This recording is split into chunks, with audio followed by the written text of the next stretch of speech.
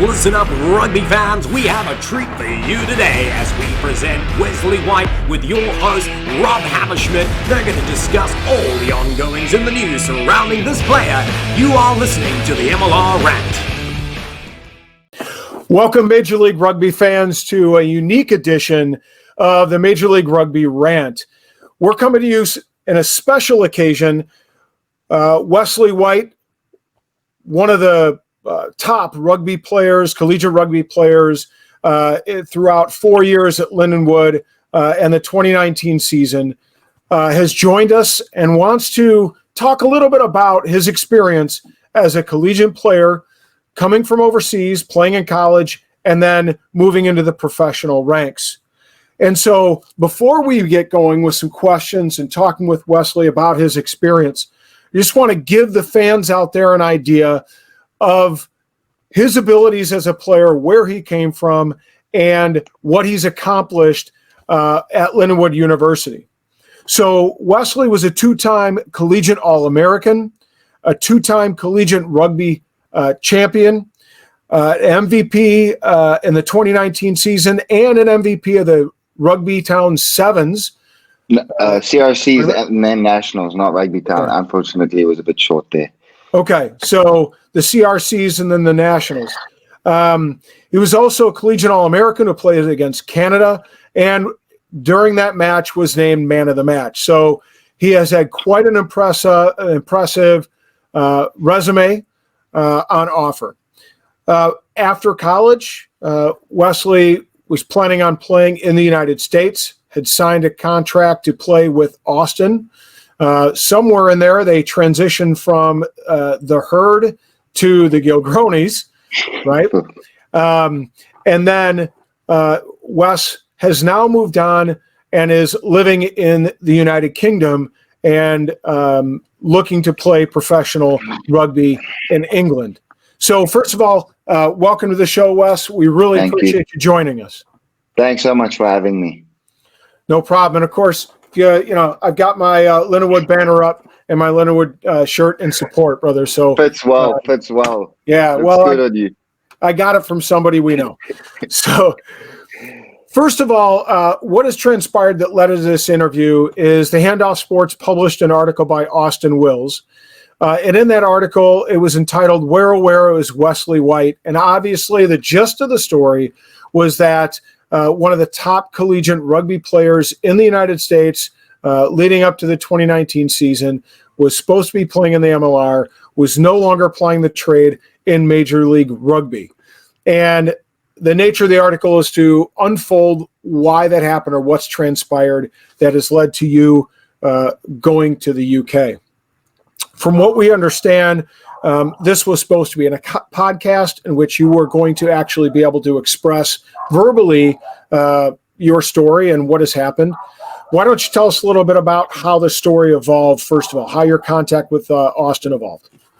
You know, Austin dealt with me at Austin Herd, or, you know, at when I first arrived. And yeah, I played against him that one for, I think it was a Saturday before the preseason started, before the Denver. And, you know, he contacted me and he wanted to know, you know, obviously there was a video of me and my dad. As a youngster, my dad left in the World Cup, and, you know, just meeting Tom Brady and finishing and going to Leicester. And he wanted to know and discussed with me to tell my story about how all of this has influenced me and why I made these decisions to leave, so that I could explain to other individuals that were wondering why I wasn't with the team anymore, so that I could get my side of the story out. And I think he did well, but obviously it was misinterpreted by some, which I see in the comments. And so I thought I'd just come on here and explain to the people my side of the story, and, you know, explain it in great detail, and, you know, just to justify the whole thing. Okay, so let's just start with this. I think your story really starts to evolve right at the end of the 2019 season as Lindenwood is preparing to enter the Sweet 16 tournament, D1A. You guys are really having a pretty successful season and looking to put the pressure on Life University potentially for the national championship. So your story starts there. Why don't you explain to the viewers how that period of time in your life was going with respect to rugby, not only in college, but potentially setting yourself up for postgraduate playing in Major League Rugby during that month of, April, May, and June. So obviously I was having conversations with Macy to stay another year, stay another semester and add a minor to my degree. But obviously there was a bit of things going on in terms of eligibility and, teams talking to me already and, just getting better scholarships and all that. And then obviously I went and we were focusing on a quarterfinal against Arkansas. At Navy's facilities was a big time in my life, obviously, as captain. We wanted to finish the year, especially for myself and Deval. We didn't even have a senior night because we didn't know what our future was going to hold, if we were going to return to Lindenwood or if we were going to go for the MLR. And obviously, you didn't really declare for it. It was just a conversation, and some people didn't even know that me and Deval were finishing in December time. And then obviously, New England got in contact with me and discussed the opportunity of coming to join them. And obviously, with me being under Coach Willocks the year before in the collegiate game, was something that was a pulling factor for me because I enjoy working with him. He gets the best out of me. He really deals with me well, and I enjoy his coaching style. So that was very a thing for me that pulled me towards there. And obviously with Tig Leader and all those individuals there, obviously it was a bit of a tough time because I still had to focus on, once we won that, to possibly play Life at Life, which, is the biggest rivalry between Lindenwood and Life. So obviously I was focusing on that, and, I asked New England to hold on because obviously it could ruin my eligibility if I signed or made any decision. I'd lose out as captain. I'd lose out in a semi-final, possibly a final. And then obviously losing to Life was probably a very hard time for all of us. And then a week later, we had to get ready for sevens, which obviously doesn't come light when you've won it multiple times in a row. So, obviously a lot of pressure was on us, and obviously losing Nick Feeks and all those who were MVP the previous year was a lot of weight was on our shoulder to maintain that. And obviously with the whole Harley Wheeler issues with him and his eligibility with ATL and Life, I know there was a bit of drama there, which, it wasn't the kid's fault. He made a decision in trying to sort out his life, which probably was unorganized by the MLR in terms of he didn't know how to deal with it. And obviously I didn't want to do the same. And Macy called us into a meeting and said, listen, guys, please do not do anything that could ruin your things. Let's just take some time and, chat to them after the CRCs. And obviously the day after CRCs, you have to leave to go home to wherever your respective countries. And I went home to South Africa with my girlfriend. And obviously a 6-hour time difference. I got a phone call at 3 a.m. to say, listen, you got to make a decision. We've paid for this extended time from the Arkansas semi-final to that day. And I said, listen, as I'd like to say, I really am honored by the chance to come to New England, and obviously I don't want to mess you guys around. It was just I hadn't even spoken to my family about it yet. I didn't even know if my dad would, what his thoughts about it or what my mom's thoughts. So obviously I wanted to go home and spend time with them, and then chat to them about the opportunity. And they'd paid a lot of money to extend those time, and I can understand why they later on released it and let other teams talk to me. But to look back at it, I'm grateful that New England did. And then obviously I went to play collegiate 15s and had a lucky day. Great team performance by a great bunch of boys that only spent a week together. And that's when Austin was there with Todd Clever and Andrew, and then obviously Paul Santilli watching the game. He's a good friend of mine and asked for me to come to Austin, and that's where they asked me who I'd like to bring in. I said Deval, who had been looked at over by a number of teams who had unbelievable stats that no one knew about. He had hit 60 breakdowns in the semi-final against Life, and if you think who does that in a game, but those things get overlooked by many teams, and he's an unbelievable player who's played for Western Province. He's played for a number of great teams, and he was overlooked. And so, that was just a bit of the situation with my draft or the selection process, which, I'm very grateful by New England, and they're an incredible team, as you saw this year. So it would have been nice if I did go there, but obviously I decided to go to Austin, where the challenge was of their previous losing streak, and I could do it with my friend Michael Duvall, and I could just create a legacy of my own and be part of a change and something special, which obviously Austin, beating Houston, they were on a roll of doing good things of their change. So I want to step in here for a moment, because I think you hit on there's a lot there to unpack. And one of the biggest things that I think is important to address in this process that you've just described for a lot of our fans that are following Major League Rugby is the challenge for collegiate players to understand the process and the balancing act as they end their collegiate career and begin to look forward to a professional career. What are some of the challenges of that process? And is there any advice that you could offer some of those kids that are in that position right now, trying to make a decision about whether to continue that additional year of college eligibility, especially with COVID? Some of the guys right now that should have graduated, they have an extra year. It's been granted to them. What are some of the challenges, and what is some of the advice that you can describe and talk about, given your experience? I think during these times you can use it to your advantage. If you don't think you physically ready for the league, I think you can add on eligibility and ask your coach for better scholarships, or which I know Lindenwood is helping facilitate these issues, and then get yourself in the best condition as possible. And one thing I've learned recently is footage. Every single time you're on a treadmill or something, go watch someone like David Pocock or Julian Sevier or Nonu, and just go watch their footage every single day while you're on the treadmill when you're doing nothing, and you will learn so much that you never thought was possible in a highlight reel. And then also just to if you have a possibility of staying at university, it's an incredible environment, especially I miss Lindenwood right now, and I wish I could go back to it. And just the friends that I made is enjoy it while it lasts. Playing in front of a crowd of, your university that supports you through thick and thin, and being on TV with CRCs, a lot of followers.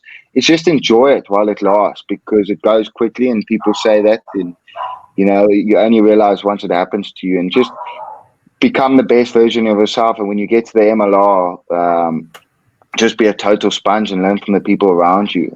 Use this time wisely, and academics comes first. I know a lot of boys were wondering, do I give up university and go for the MLR now, because the MLR visa issues and every other issues is that, rather get your degree done, and then the MLR will come when it's ready. And, the league's growing. A year later, the league will be a year even bigger. So if you take your time out, by the time you arrive, it's just going to be even more bigger. So, and it will have more capability of, helping other individuals come in with the visa things and the issues that are playing out now. So I want to backtrack just a little bit and circle back. We had the pleasure of sitting down and talking a little bit in November of 2018 here in Chicago, as one of your teammates, Chance Wagalewski, who was on our show last week, was preparing to blood himself into the USA team against the New Zealand Maoris. You were in talks with USA Rugby at that time. Yes, and that kind of set in motion the process of you beginning to ply your trade and play your rugby professionally here in the United States. So can you kind of talk a little bit about what has developed after you signed with Austin and how things progressed from that point to the point where you've ended up now, being ineligible for the United States and therefore looking to play your rugby elsewhere?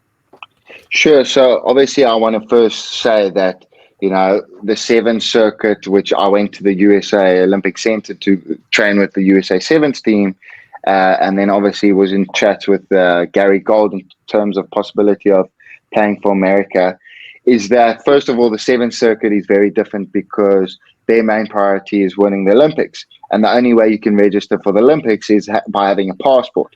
And the only way you can have a passport is by having a green card and living in a country for 5 years, you get a passport. So by the time you're 30, you're probably not going to be chosen for the Olympics and play such a hard sport on your body. So obviously, I had spoken to Mike Friday and we had discussed, it was a hard opportunity for me to look in that. So the Sevens direction then became to a halt.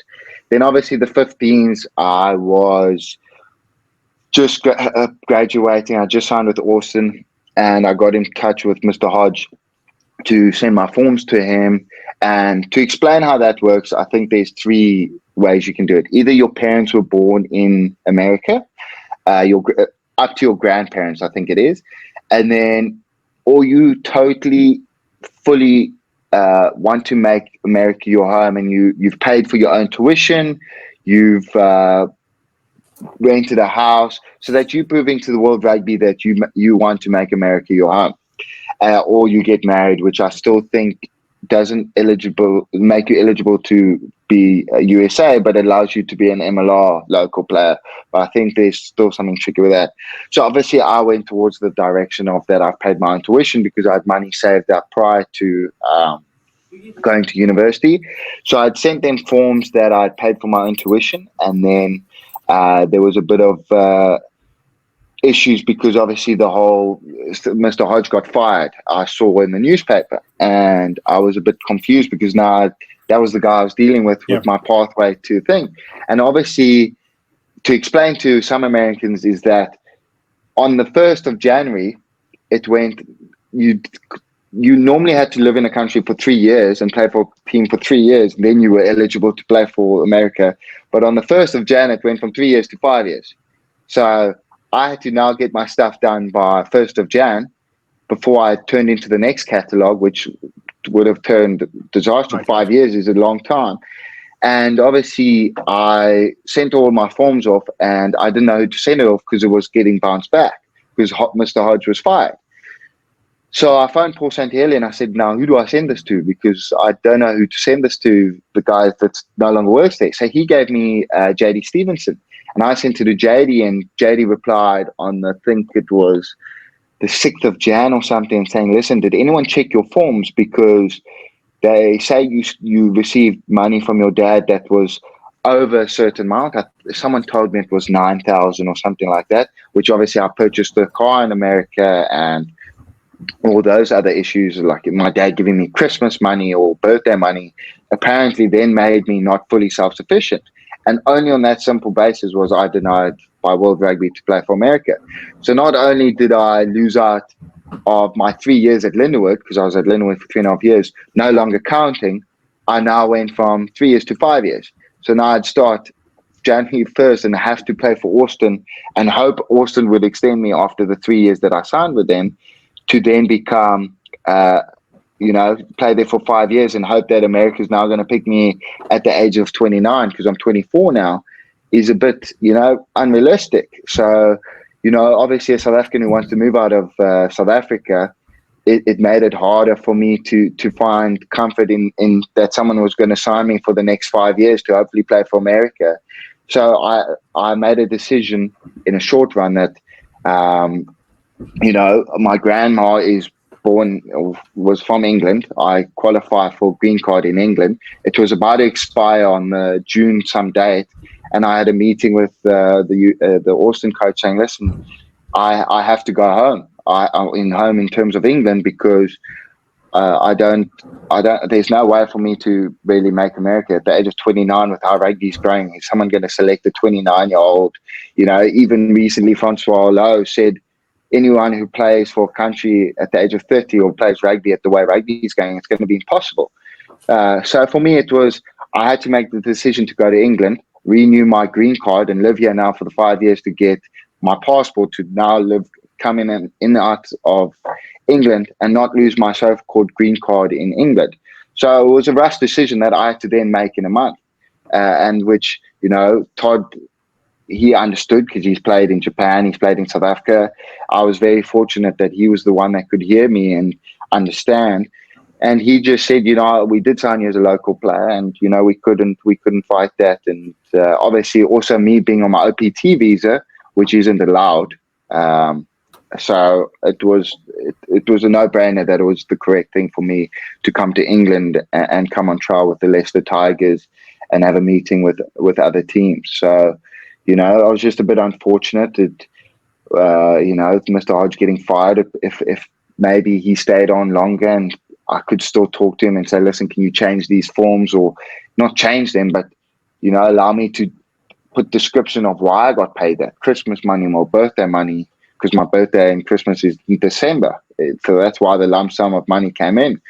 So if I could return him back in time and, if you say I didn't fire that individual at that time, it was just unlucky, and everything happens for a reason. And I think, that's why I'm here, sitting here today in England, just finished the trial with the Leicester Tigers, which meeting the likes of George Ford, Manu Tuilagi, Johnny May, Ben Young, Tom Young.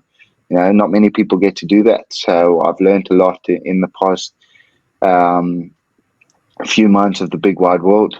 It's an interesting place.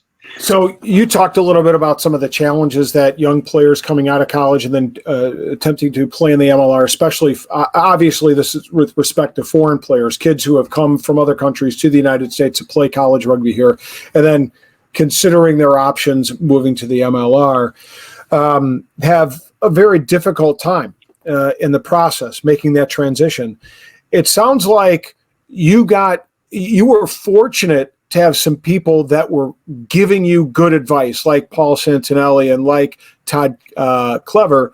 Not all players get that kind of advice. Not all players coming out of college rugby programs have an opportunity to interact with individuals of that caliber. So moving forward,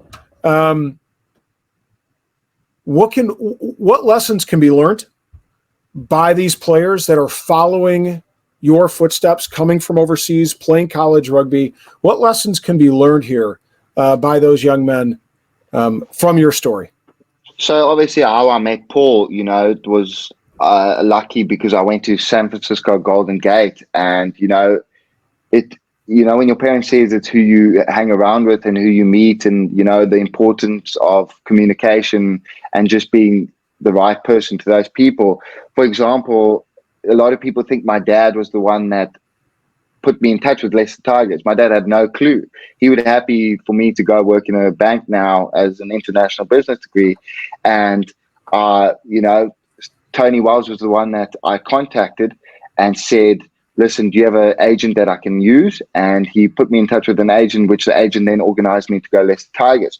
So, I was very lucky to meet individuals that have helped me in so many ways, like you say, and that's by going to play for San Francisco Golden Gate during the summer, when most people would go home for those 3-4 months because it's easy. You out your comfort zone, you return back home, and sometimes you don't go home for a year and a half, which I did.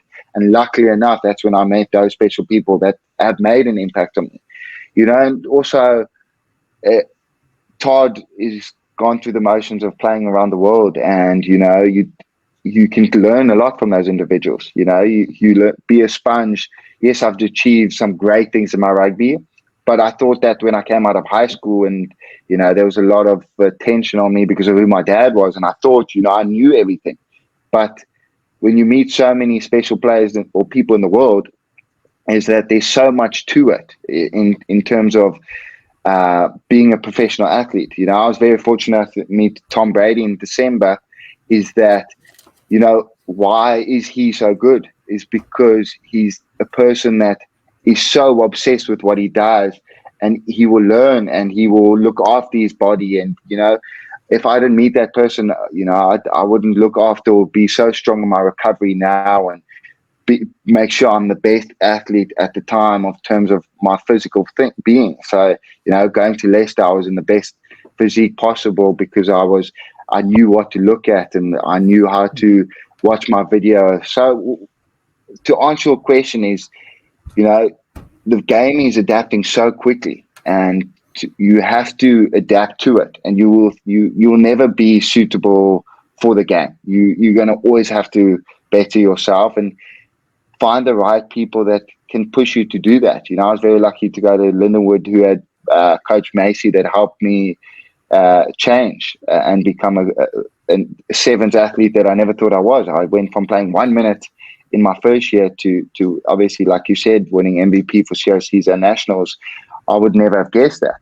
And just being in the right system allowed me to do that. So if I could answer the question correctly, is that just find your spot that suits you at your university, do a lot of research, and find the one that suits you best. And again, you will flourish, and you're allowed to become so much better than you originally thought. And yeah. Let's get back for a moment to the article that kind of kicked off our discussion. Talk a little bit about the Canadian pathway and how that has had an impact on your story and your process to where you are now, playing in the UK and getting a trial with Leicester. So obviously, a lot of people think I'm eligible to play for Canada, which unfortunately I'm not, even though I have an uncle there. But no, so to explain that is obviously Canada has a lot less restrictions on moving to Canada. They're looking for people to live there and all that. So as an individual trying to get out of South Africa, if I could, possibly play for Canada in the next upcoming 5 years at the age of 29, where rugby is still growing, that's a highly possibility compared to other countries. For me, I was just putting my name out there and wanted to see what the possibilities was. And some teams came back to me, and a local team that, one of the ice hockey boys at Lindenwood contacted me and said, my dad coaches in Canada, would you like to come play for his team if there was a possibility, and maybe, you could find yourself living here. And so for me, it was possibly the more looking at it as setting up for my family, as in terms of in the future generations of, not living in South Africa anymore where it's not safe. So it was more, it obviously is for the rugby and help grow the game of rugby in Canada and hopefully, coach it there or whatever.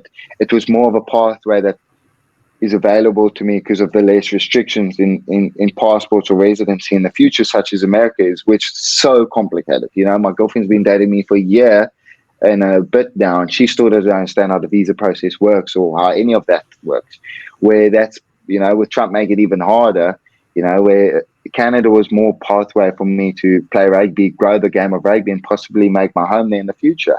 And they have spoken to me and, possibly play for their sevens team in the future. It's just talk. It's nothing's come of it in terms of contract wise, but it's just an option that's been presented to me that, is looking attractive. So if I understand it, it looks to me and to a lot of outsiders that, you've explored the possibilities of playing for the United States. There's the possibility potentially of playing for Team Canada at some level. You're currently living in the UK. You have a grandmother, as you said, that gives you a pathway to having your green card there. Are you looking to ultimately, if given an opportunity, are you looking to play internationally for England? Or, what's kind of your international pathway that you're trying to explore? So obviously now I qualify for England sevens. I qualify for England 15s. So, the same as America has restrictions with foreign players, so does the Premiership and all those leagues. So I no longer count as a foreigner in that league, even though I don't have a passport. My grandparents are from here. So in the World Rugby term is that I'm a local player. So, with the England team or any Premiership teams, if they have any players that are English, England then pays that team for that person. But if they're a foreigner, then that team has to pay a certain amount for that, which is even more expensive for a foreigner. So obviously I qualify for England sevens. I qualify for England 15s. I also qualify for South Africa sevens. I also qualify for South African 15s. So I can decide if I want to go for the Stormers or if I want to go for the Sharks, which I've done before under my dad, or I look at Leicester Tigers, which I've just finished now, and I haven't heard, with the corona things, it's put things on hold. Supposed to go to Saracens on trial there. But again, the Monday I was supposed to head there, the corona happened. So, yeah, obviously I'm looking at opportunities of hopefully representing a country that will allow me to grow and become, a resident of that country and obviously find a home in there and for future generations of my name and, hopefully make an impact in the rugby world wherever I'm situated. So let's just say England Sevens called you when things open back up. You could play for England right now. Yes, correct. That is correct. Okay. So I've been a bit lucky with where my parents have originated from. Okay. And then let's get to one last question. I think this has got to be on the minds of MLR fans out there. Let's just say, fast forward, things don't work out as planned for you in the UK. Is the door open for you to come back to the United States and join a Major League Rugby franchise? Do you ever see that happening? I think in the future generations, yes. I think, the plan is to increase my value as a player and get as much out of rugby as possible in terms of professionalism, in terms of like the great leaguers in Premier League and all that. And then hopefully return to the MLR and finish there and, hopefully coach. I've recently tried to get my dad to come coach at Carl Berkeley when that coach is gone. So, but yeah, for me, I will always have a home at MLR in terms of, I have great friends there that I've been to university. Nice to join them again. I think MLR is definitely a possibility, but right now the main thing is just getting my value up as a player in terms of, the knowledge if I play for England Sevens or if I play for Leicester Tigers, Worcester Warriors, Saracens, just to go out there and get as much exposure as possible into that rugby of, England is where the sport originated from. And, if I get to use my gran who lived here and get her to watch me play, the most special thing for me is now, hopefully, if I play for England or South Africa, is that I get to my gran to see me on the world stage would be special for me. So that would be the main priority. But I think MLR is not out of the question for possibilities in the near future. Okay, well, the MLR Rant from Scott, Ty, myself, we want to first of all wish you the best in your future rugby career and hope that things turn out as you hope, whatever your intentions are. And we want to thank you for coming on and being able to clarify what transpired, from your collegiate career winding to a close and moving into your professional career and explain your side of things. So thank you very much for coming on, Wes. We really appreciate it. And for all you Major League Rugby Rant fans, thanks for joining us. Continue to watch Wesley's career transpire over in the UK, and hopefully he'll see some success and have a lot of good things happen for him. And maybe one day he'll return to the US shores, either as a coach or a player, and give us some of his experience and some of his excellent attitude that clearly he's shown us here at the MLR Rant. Thank you so much for having me, and I appreciate all the time and allowing me to just set things straight and allow people to hear detailed parts of the story, just to understand and help individuals in the future. All right. Well, once again, thanks for coming on, Wes. And from all of us at the MLR Rant and the MLR Fan Zone, thank you much for tuning in, and we'll see you next week. Thank you. Well, rugby fans, that's another episode done and dusted. Make sure that you follow us on YouTube, follow us on our Facebook, Instagram, and Twitter pages to be able to learn more about upcoming episodes. And once again, thank you for listening to the Major League Rugby Rant podcast show.